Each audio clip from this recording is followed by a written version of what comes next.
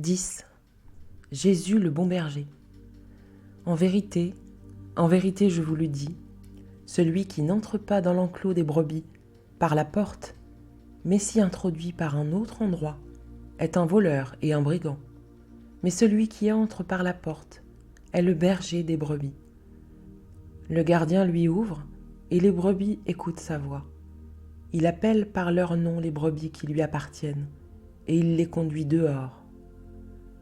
Lorsqu'il les a fait sortir, il marche devant elles, et les brebis le suivent, parce qu'elles connaissent sa voix. Elles ne suivront pas un étranger, mais elles fuiront au contraire loin de lui, parce qu'elles ne connaissent pas la voix des étrangers. Jésus leur dit cette parabole, mais ils ne comprirent pas de quoi il leur parlait.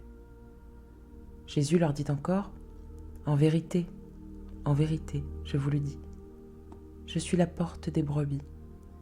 Tous ceux qui sont venus avant moi sont des voleurs et des brigands, mais les brebis ne les ont pas écoutés. C'est moi qui suis la porte. Si quelqu'un entre par moi, il sera sauvé. Il entrera et sortira, et il trouvera de quoi se nourrir. Le voleur ne vient que pour voler, égorger et détruire. Moi, je suis venu afin que les brebis aient la vie et qu'elle l'ait en abondance. Je suis le bon berger. Le bon berger donne sa vie pour ses brebis. Le simple salarié, quant à lui, n'est pas le berger, et les brebis ne lui appartiennent pas. Lorsqu'il voit venir le loup, il abandonne les brebis et prend la fuite. Alors le loup s'en empare et les disperse. Car il travaille pour de l'argent et ne se soucie pas des brebis. Moi, je suis le bon berger, je connais mes brebis, et elles me connaissent, tout comme le Père me connaît, et comme je connais le Père. Je donne ma vie pour mes brebis.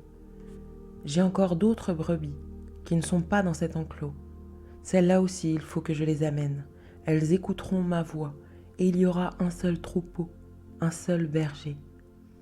Le Père m'aime, parce que je donne ma vie pour la reprendre ensuite. Personne ne me l'enlève, mais je la donne de moi-même. J'ai le pouvoir de la donner, et j'ai le pouvoir de la reprendre. Tel est l'ordre que j'ai reçu de mon Père. Ces paroles provoquèrent de nouveau une division parmi les Juifs.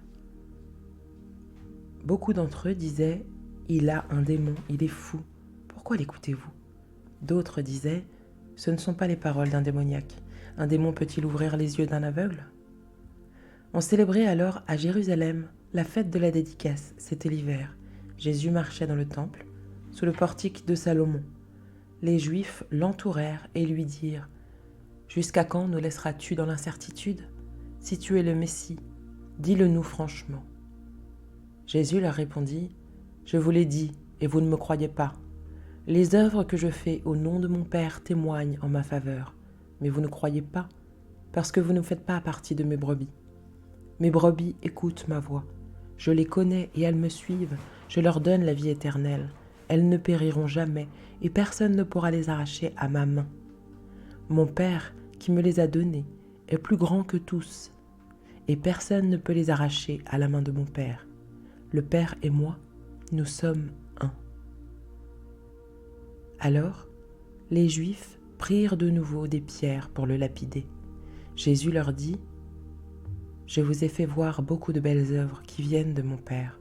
À cause de laquelle me lapidez-vous » Les Juifs lui répondirent « Ce n'est pas pour une belle œuvre que nous te lapidons, mais pour un blasphème, parce que toi qui es un être humain, tu te fais Dieu. » Jésus leur répondit « N'est-il pas écrit dans votre loi ?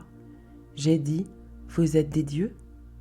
S'il est vrai qu'elle a appelé Dieu ceux à qui la parole de Dieu a été adressée, et si l'écriture ne peut pas être annulée, comment pouvez-vous dire à celui que le Père a consacré et envoyé dans le monde, tu blasphèmes ? Et cela parce que j'ai affirmé, je suis le Fils de Dieu ? Si je ne fais pas les œuvres de mon Père, ne me croyez pas, mais si je les fais, même si vous ne me croyez pas, croyez à ces œuvres afin de savoir et de reconnaître que le Père est en moi et que je suis en lui. Voilà pourquoi ils cherchaient encore à l'arrêter, mais il leur échappa.